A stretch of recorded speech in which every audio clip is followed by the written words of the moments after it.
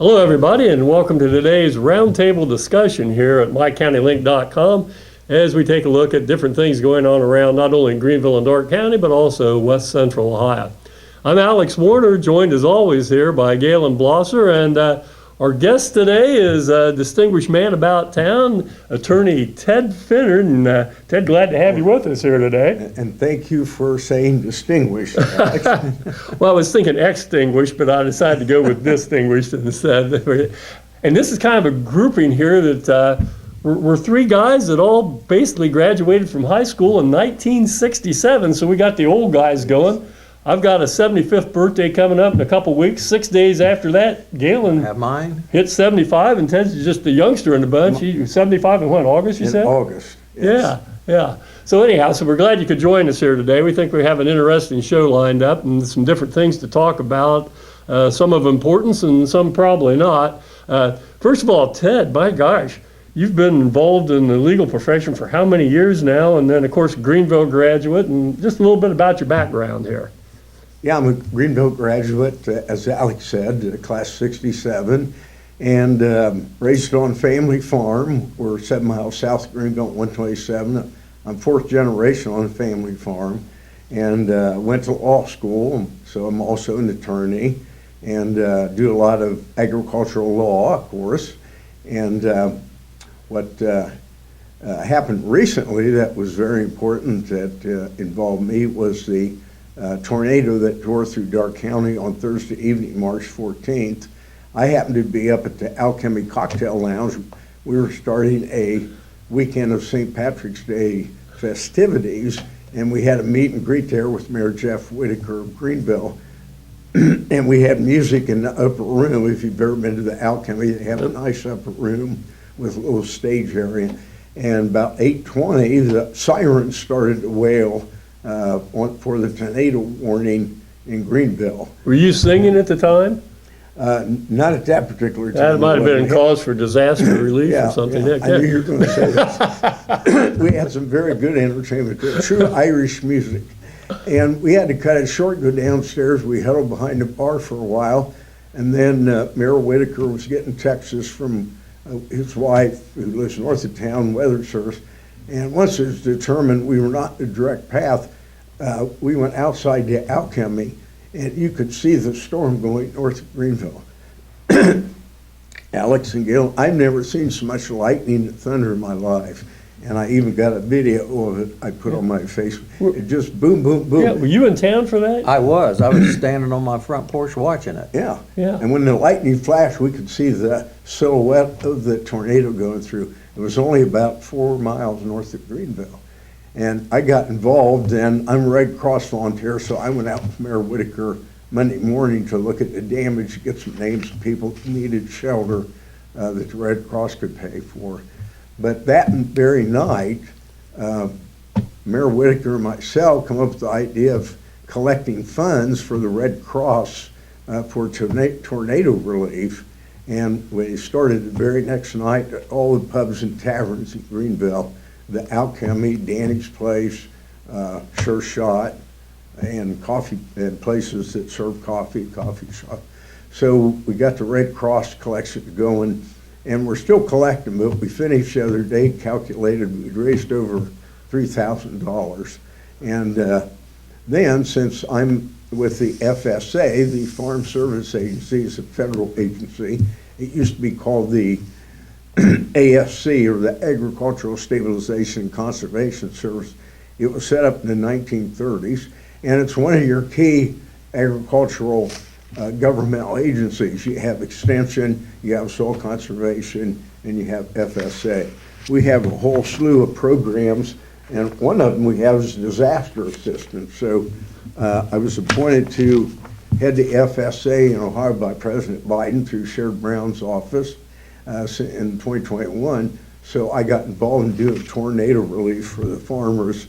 And we set, besides the government programs to aid farmers that were damaged, we also had set up some local assistance through Darke County Farmers Union, whom I'm involved with. How much damage was involved through the farm community up here? For example, we hear about Indian Lake, and then we hear up north of Greenville. Well, if you go up to Wasson Road, where it came across, Dan and Michelle Young have organic beef operation. They have about 200 head of cattle. They also run a composting business where you can get your soil after it's all composted. I get it on my garden about every 5 years. But on his farm, both sides of the road, Washington Road, he lost 9 of his cows. They just got sucked up by a tornado. The tenant house right by his home was completely wiped out. His house was hit, but it was an old structure of well-standing building material, so it survived. The worst thing for him is he has about 30 acres of wood on the upper Greenville Creek, and the tornado went right through there, took out all his marketable timber. It's going to cause damage to him for 40 years. He's probably lost a couple $1 million. It took all the fences out, so the cattle were all over the place, and they finally, cattle instinctively sort of know where to go at a storm like that to get a low-lying place. So the cattle came back, but they had to put fences up right away. So they had to put up emergency fencing. So we have all these programs we're trying to help the farmers. Commissioner Matt Altman, I went to his place. The tornado just went right south of him. He's got a little map he put on one. Right. Another hard hit was around the Kellers there in Horatio.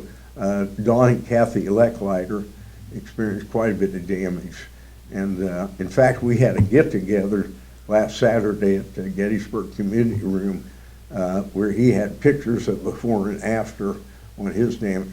So I'd say there was probably at least 10 farms across northern Darke County or more. Sometimes maybe the tornado just went through a farmer's field.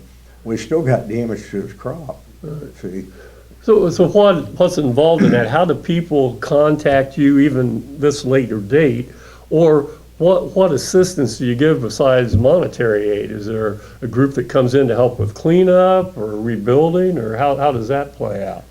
Well, fortunately what happened, there's so many people, we have such a good community, they helped out the farmers right away, especially the old order German Baptists. A lot of them came from Indiana right away. They called themselves Earlamites, and they brought in heavy earth-moving equipment and chainsaws and chippers, and they were over, I think the tornado was Thursday, I think by Friday and Saturday they were over here helping farmers, and they were here for about a week and then they were gone. So you have a lot of volunteer assistance besides what we can supply.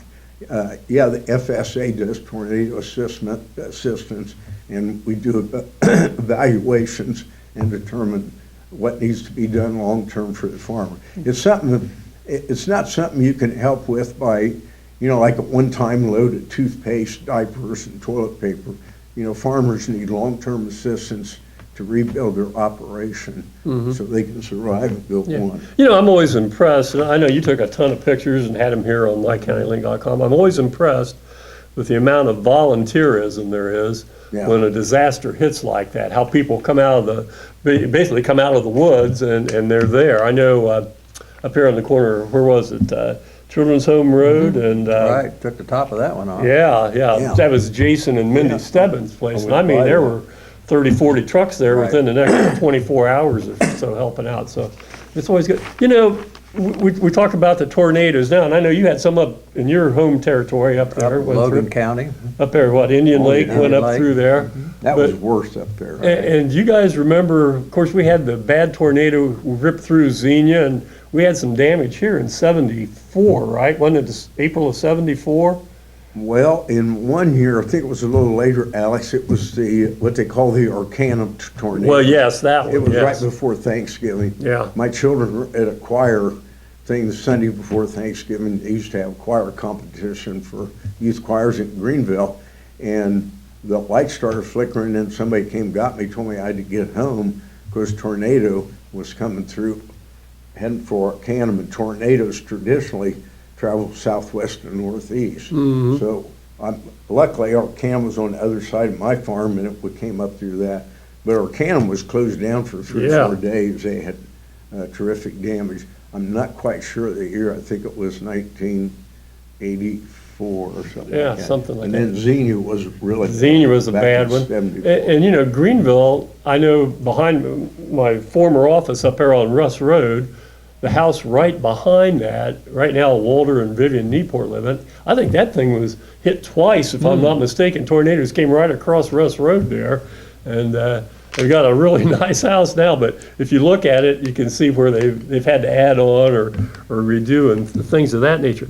Yeah, I've noticed on WHIO radio, they have this promo they're running about the tornado alley is moving, and it's North. moving, and it's moving north our Yes. way. From whether that's true or not, I don't know, but I think it is, definitely. Well, even this And they say morning. it's because of climate change. Yeah, even this morning as I was coming in, I had a Today Show on, and that was their lead story, tornadoes down through the south. And that tornado alley, if I remember right, there was a reason for it because you got the Rocky Mountains on the west, Appalachians on the east, and so everything coming down from Canada and then back up through the Gulf kind of funnels into that. And but you're right, I think the Gulf of Mexico's heated up a little bit, so generating Yes. more storms down there in that southern part of the state. So. It's just like on the farm on seed corn now, the seed corn that used to be planted for Tennessee can now be planted as far as northern Ohio up to Michigan. And seed corn salesman will tell you, the line they use for planting, Is moved? avoiding last frost, has moved up from Tennessee up until top of Ohio. Yeah, yeah. Now, you rent out your property, or do you do some farming No, yourself? I do some farming. I have a farmer. Yeah. I spent a lot of time in my garden. Yeah, okay. So I've had to cover it twice now with frost cloth. Hopefully the last time was last week. Well, let's hope so, We had that one yeah. day, remember last week, it frosted in the morning, and it was 80 degrees by later in the afternoon. Yeah, what are they here in Darke County in western Ohio? What, May 15th is kind of the Yeah. frost-free date, if I'm not mistaken, something like Yeah. that, right? yeah. Yeah. Do you still use the Farmer's Almanac? Oh, yeah. Is it pretty accurate? Depends on how you read it. If you read it backwards after the day or the week has passed, you say, oh, I guess that was pretty close, but I use it to plant by. Really? On certain days, yeah. You mean your garden for crops? Yeah, in the and so forth? garden, because it'll tell you on moon phases what's the best time to plant certain plants. Yeah. So did the recent Did solar they predict the frost? Did the solar eclipse, did that affect your farming this year? Well, I know it affected a lot of farm animals. They, the cows were going into barn for the Were they? evening milking in the middle of the day. Yeah, I'll be darned. I'll be darned. and that was eerie. We were out of our farm, of course, we're on a hill, and it was, that's something we'll never see again. I'll never see again. I won't anyway. either. You probably will. but- I'm hanging in there, man. I don't know about you guys, but My I'm going wife to try. always calculate I'll be 124 before the next total one comes in this area. Well, we'll see. We got the first 74 or 5 out of the way, right, guys? Right, yeah. We're halfway over. Anyhow, yeah, so the tornadoes and so forth. You've been involved with the Farmers Union for quite a while, correct? Yes. And then also you were very instrumental in passage of CAUV and things of that nature, if I'm not Yeah. mistaken? You want to talk about that a little bit, the CAUV? And Yeah, then the CAUV stands for Current Agricultural Use Value. It allows farmers and woodland owners to pay real estate taxes at a value based on the use of the property and not the speculative fair market value, what we call sales value. In other words, some ground in Darke County now, for various reasons, selling for $16,000 to $18,000 an acre. Well, a farmer or a woodland owner could not pay taxes based on that, they'd be out of business.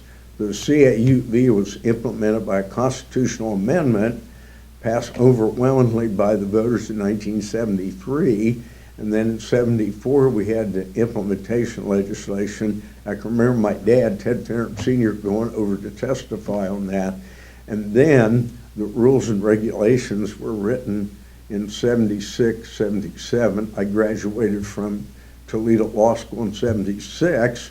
Ohio Farmers Union put me on the first CAUV advisory committee to the tax department of Ohio. So I got involved in writing the original regulations, and that was 48 years ago. So I've been on the committee. not to brag, but I have the record for the longest serving state employee or state member of a committee. They can't get rid of you, can they? No. And I told them I'm going for 50, so. You're tenured with capital letters. Yes. And what we do each year, we determine through a interesting and complex formula. We first started our rules and regulations were about 5 pages. Now they're about 25. But it's very accurate depiction based on your soil type on your farm. And even though if you have woods growing on the soil, it's a determination of what the use value would be. In other words, compares the farmer's cost of production versus the prices he receives and determines what the actual farm use value is of that land. For example, our farm ground, our highest CAUV value now is about 3,000 an acre. And before that was lower. CAUV goes up and down. Now, fair market value in our area is probably about 15,000 acres. Right. I was going to say it's been a tremendous boon for farmers over the years. And it's basically a farmland preservation tool. Yeah. Alex knows about it because he's ex-farmer. Yeah. We just grew up about 5 miles north of Ted's farm down there off of 127. Yeah, so I mean, that's been great. Now, how do people contact you as far as anything to do with the Farmers Union or any of the other programs that you're involved in now? Just call you at the office? Yeah, or just how? call me at the law office. I'm on the Circle in downtown Greenville. I put a building up there in 206. Just contact me. I'm at 421 Public Square. The phone number is 937-548-3240. Yeah, if you want to know where his office is, you've always got the nativity scene there over the holidays. Yeah, because that's on a private. Right. Yeah, we couldn't put that on. Couldn't put it on public. Yeah. Well, they so did nice. once and they got in trouble, so they moved it over. They just wheeled it across the street there. Yeah. Huh? Anyhow, Ted Finneran, just a lot of involvement, a lot of things. So he's the man to contact when it comes to agriculture, or one of them, because number 1 or 2 agricultural county in the state year after year after year. That's right. That's right. I do have a question. When you drive around Dark County, you're always seeing tile going in the farm fields. Yes. Are you involved in that anyway, or does the state help with that? We have some programs. We have conservation programs, and sometimes if that requires conservation practice involved with the drainage, then we can compensate the farmer on what they call cost sharing. Okay. But there is a lot of drainage going in, and it's long overdue. I think what we have to realize, like on our farm, a lot of our tile ditches were put in about in the 1890s, and they're old clay, and they're finally starting to break down. So a lot of the ditching you're seeing is replacement, where they're going in and putting in the corrugated, and they do it a certain way, and it's a lot better. You know, the old tile factory there on Chestnut Street, I don't think they've seen tile down there for years, have they? No, It's all no. plastic Yeah, going they used to make it there. Yeah, used to. That's why it was a tile factory. Kilns. Right. There was 2 or 3 of them there you can see. Still have that big tall chimney standing. Yeah. Yeah. I don't think that's coming down. I know my brother-in-law's, they farm about 1,600 acres, but that's what they do on the side is do tiling and so forth. And it's amazing the science behind that and the equipment that's involved in it now. It's all computerized and big ditching machines, and it's pretty impressive how to do that. But boy, I tell you, without it, couldn't get in the fields, could you? That's a lot of right. places. Yeah. So anyhow, hey, let's move on just a little bit. One thing I wanted to share, because I think it applies to these 2 guys and myself here. You ever read the comic strip Pearls Before Swine in the Dayton Daily News? Sometimes They had a classic. They had a classic in there. If I could pull it up here real quick, it just really kind of hit home. Yeah, here it is. This was in the thing the other day. Of course, like I said, we're all 74 years old, all about to turn 75. And Pearls Before Swine they had in there. It says, what it takes for you to get injured at various phases of your life. And so the first panel shows a guy, and he's got his left arm in a sling. At the age of 20, how'd you get hurt? Oh, I fell off the roof and got hit by a car. Now I got my arm in a sling. Well, the next panel is at age 40. Guy's there, got his arm in a sling, talking to somebody, says, how'd you get hurt? Yeah, I said I slipped on the grass and fell. Next panel, age 60. Guy with his arm in a sling. How'd you get hurt? Well, I opened the peanut butter jar wrong. And the last panel goes, life is cruel. The other guy goes, I fear 80. So guys were there, right? Yeah, I thought that was classic. And again, we're all saying, hey, Ted, like I say, Ted and I were classmates at Greenville. And I know you don't remember this, but I do every day. I look at my ring finger. I've got a piece of lead buried in my ring finger here. Ted and I were standing in line in a lunch line, and I went to clap him on the shoulder, and he moved, and he had a pencil sticking up with a sharp point, and my hand came down on that, and I still got lead in my finger there. So Ted will always be in my memory. Yeah. And that was the day before mechanical pencils. You actually had to sharpen. Man, yeah, I had to sharpen it like You had to that. sharpen the pencils. Yeah. I've heard that you made Alex the athlete he was. Yeah, I don't know about that. I doubt it. He was the musician. I tell you, I still that- remember. Is that another story how he made Oh, you laugh? I don't know about that. I don't know. Gaylen's just blabbering over here. But I remember you were quite the musician. Let's talk a little bit about your, I assume, alter ego or evil twin cousin or whatever here. Because you played with a group at, senior assembly or something our senior year, right? Yeah, in high school I was involved in a couple bands ever since I was probably in 8th grade. And my sophomore year, I was playing football. So the homecoming dance at that time was right after the football game on Friday. And they do it a little different now. Now it's more like a prom. At that time, it wasn't, you didn't really dress up for it. It was right after the game. And my band was playing, it was called the Trojans, because we had a couple guys from Arcanum. Who all was in that with you? Well, Bob May was in it from Greenville. Bobby May, he was a year older. Is in May Chevrolet. Yeah. And he played the organ. So I was done playing football, so I had to go really quick shower and get over to play there. And they were going to start without me. So John Buell, my friend, who's in our class, he also plays drums. And at that time, I played drums. So he got on the drums for me for, I think, one song, and then I made it. When we practiced at my house, the musicians always left their guitars, so I got interested in playing the guitar. So I learned to play guitar, traded my drums in, and got my first Fender. It was called a Fender Mustang. That was popular back in the 60s. So then, with Rick Metter, who was also in the class, Rick's now deceased, we formed a group called Five in a Row, and then we played the junior year for the homecoming and the senior year. So if you look at all those yearbooks, I'm in a drummer in one picture in a band for homecoming, and then playing my guitar in the other ones. I was going to say, and you've kind of continued that on. Is that kind of a form of relaxation for you to get away from pressures of legal? When you've had a hard day at the law office or working hard on a farm, it's kind of nice to come in the evening. And what we do, we turn the TV on, then I'll play my guitar, we'll turn the volume all the way down and have the captions going, and then I can play my guitar. I knew know you were quite the musician. You've recently even won some awards, and you've played at some of the, for veterans. Yeah, I started playing for the veterans. Gaylen's involved with, they have the Miami Valley Veterans Museum in Troy, and they also have the Veterans Memorial Park and Digital Library. They have their own vehicle, and Gaylen's been involved in that. And every year they have a talent show. It would be at the VFW here in Greenville, or a VFW in Inglewood, or a different VFW. And they get the high school class media that's involved in working cameras. It's good for them. They tape it. So, and I played there.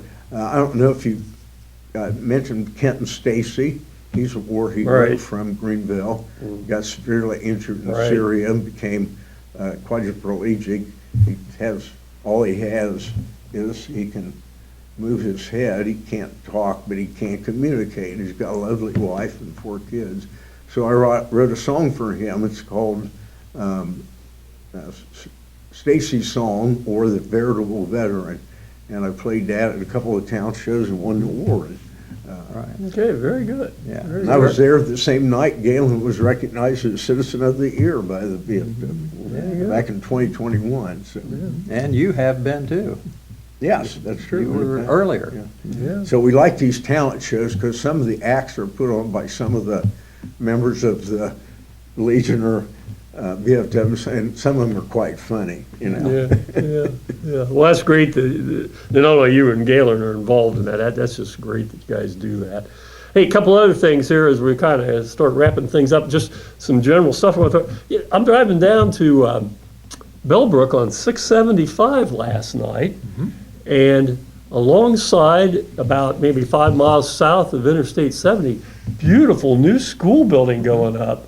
Fairborn High School. I think they're going to try to open this fall. I mean, it was athletic complex and a huge school building, and it made me think, hey, we're fortunate in Darke County. We've got, I mean, we're up to date on our facilities here in Darke County, aren't we, by far? Yes, we're fortunate. Yeah, very fortunate. Yeah, Bradford really opened a nice one for a small school with their new football stadium, and it's got 8-lane track. Yeah, I saw that. Yeah, Yeah, that's why I brought it up, because I yeah. knew you'd kind of Yeah. covered that, right? That's really nice, yes. Dale Barger covered Oh, Dale that did for us. that? Mhm. Yeah, anyhow, that was nice. And then a couple other things, just wanted to mention the shuffleboard courts. If you happen to go past the park, city park out by the football field, the shuffleboard courts there are getting some new construction, new pavilion I on think it. I'll get signed up this year. Yeah, you'd be a shuffler. But you gotta know how to shuffle. Do you know how to shuffle? I'm afraid I shuffle more now than I used to. The old man shuffle? Yeah, the old man shuffle. But anyhow, they've got a state tournament coming up, I think, in June, All right. a singles tournament, both men and ladies. And then I think in August, they have a mixed doubles tournament. And I didn't realize that there was an Ohio State Shuffleboard Yes, there is. Association. So, hey, Yeah, it brings a lot of people in. it does, yeah. Restaurants So, and hotels. do we still have the horseshoe pitching out there? Do we still Yes, have Yeah. we still are. the Ringer Classic? Yes. Yeah, usually around Labor Day weekend we also or have July the- 4th. We have the Ohio tournament every year. We're still Yeah. the world's capital. Yeah. Do you remember when we had ABC TV was here with the Wide World of Sports and won at the World Horseshoe Pitching Championship? I remember they came in and covered that. I mean, Yeah. this was like 20, 30 years ago. a big But deal. yeah, Wide World of Sports was a big show for ABC TV at the time. And I remember them coming in here and covering that. So something like that. Hey, congratulations. See, Lady Wave softball team won a league championship the other night. Last night, I did. Yeah, they move on. Every little girl wants to be a Lady Wave softball Now, player when's right their now. next game, Gil? They play tonight in Sydney. Is that district? No, that's to finish up the conference. Finish up. Yeah, But they've already won it. Yes, they won the conference last night against Good. Butler. Yeah, so congratulations them. to Jared Newland and the girls. And they're on the way another 25-win season. Yes, aren't they are. Well, you played baseball. Yep. didn't you, Alex? Yeah, we won a league championship Yeah, there. Greenville had good. Yeah, we had good baseball back Bill then. McVeigh on that. Billy McVeigh, one Yeah. another deceased classmate, Yeah. unfortunately. Yeah, that's the one thing. Ted and I being in the same class, and we graduated, I think, around 270, if I'm not mistaken. We started with about 300, and We have a big class. yeah, I graduated about 270, and I for some reason, I keep a list of our dearly departed, and we're right at 70 now, and that's, unfortunately, that's one of those snowballs that starts gathering momentum coming lot of down the them hills. gone. We get a little bit older here. We used to release balloons in memory of the deceased members, but it just got to be too much. Yeah, they were We showed just up on released them. radar down at Dayton, yeah. Hey, Kentucky Derby's this weekend. You guys involved? Any interest in the Kentucky Derby? I don't Yes. get invited. You don't get invited? I thought you'd have a media pass. down Yeah, there. right. John Buell he used to live down. Yes. He's got an account to the racetrack, so we meet at his house and we all put in bets. Oh, really? Yeah. You know, I don't follow horse racing that much, but the Derby weekend is kind of nice, and you do the mid-julep and the whole bit, do you? Yeah, yeah, Oh, I've cooked man. out. And, Yeah, And then he definitely. puts a big screen to his backyard and then we get out there. The race only lasts a little. Yeah, But about the 2 build-up- minutes. The build-up. Yeah, the build-up to it, and yeah, everybody wears their hats and their finery and And so a couple forth. of years ago, you had that one come from behind at the last minute. I don't know if Yes. you guys remember. It Yeah. was like 8 links back, Yeah. and then here it come. It just kept coming. Yeah. I forget the name of the horse, but really exciting. Yeah, it is an exciting couple minutes, but I hate to say, then you follow it, the next race is the Preakness, and if that Derby winner wins, then you got the, Yeah. suspenses. There's gonna be a Triple Right. Crown winner, but if the Derby winner doesn't win the Preakness, then everything kind of falls apart, and the Belmont, I feel kind of sorry for it. Nobody pays much attention to it if there's not a Triple Crown involved. Hey, I see, and I certainly enjoy this, I see that the University of Dayton Arena signed a contract with the Ohio High School Athletic Association to extend the state basketball tournament for both Yes. boys and girls for another 2 years. And boy, I mean, that is sweet, because it's just the right venue for that, and it also is just convenient for us to get to. It is, and it's just, well, yeah, for us, but it's, for something, the Schottenstein is just so massive. Yeah. It's just so much easier to get in and out of. Yeah, I love it down there. And then Alex Micas, he's the court announcer. Alex Micas was, does he still do the No, Tiger? He no. didn't, but he did for a long time. But he if I'm not does mistaken. UD women's basketball Yes. on TV. And, Yeah, so, yeah, good, yeah. good man there, Yeah. good man there. I see also that they're gonna have a change in format. They went to 7 divisions for basketball now, and instead of having the semifinals and finals at the final site there at UD, they're gonna have the regional champions play in state semifinals around the Right. state, and only the finalists will come. That's, Right.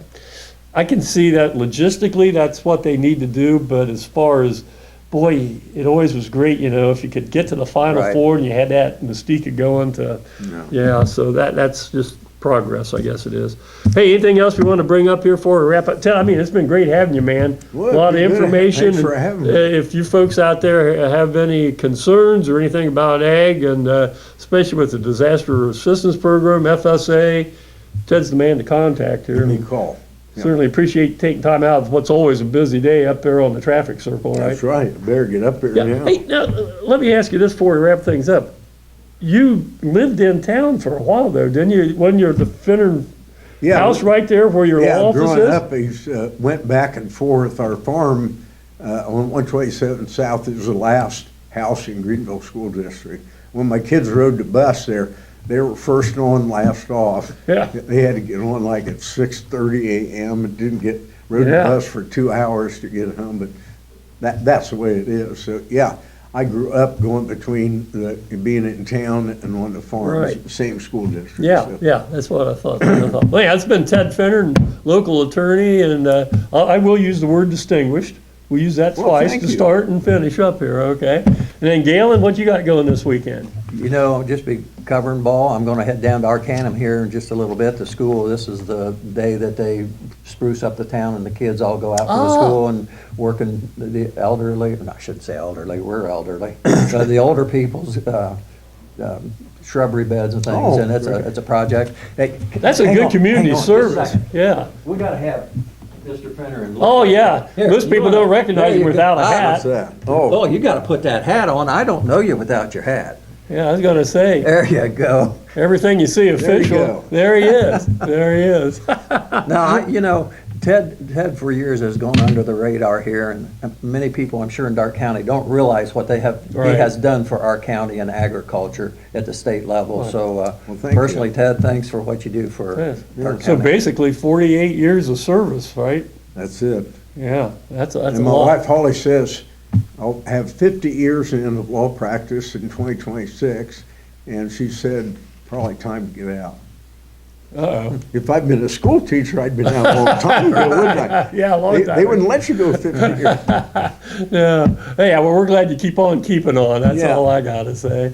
And if we forgot to mention, not only Ted and I were classmates in high school, but then went to Miami University down there That's together, right. and then you went on up to UT, right? Yeah, for law Toledo school. Yeah. Yeah, Miami University at Autry, you can't say enough about. Yep. That school. It's the best, they call it the public Ivy. Yep. Yep. Beautiful campus. Yep. It's the Yale of the Midwest. I think we're always talking And I about one of the think Mac- original 8 public Ivies. Yeah, and I think Mac and Joe's is still open. Mac and Joe's has changed a lot since the days we were there. Yeah. They actually have decent food now. So anyhow, well, hey, thanks for joining us here on behalf of Gaylen Blosser, Ted Finneran. I'm Alex Warner, videographer Nick Schmidt, as always. Thanks for joining us here on the Roundtable. Hope everybody has a good weekend out there, and we'll see you next time here as we take a look at things that happen around Greenville, Darke County, and West Central Ohio.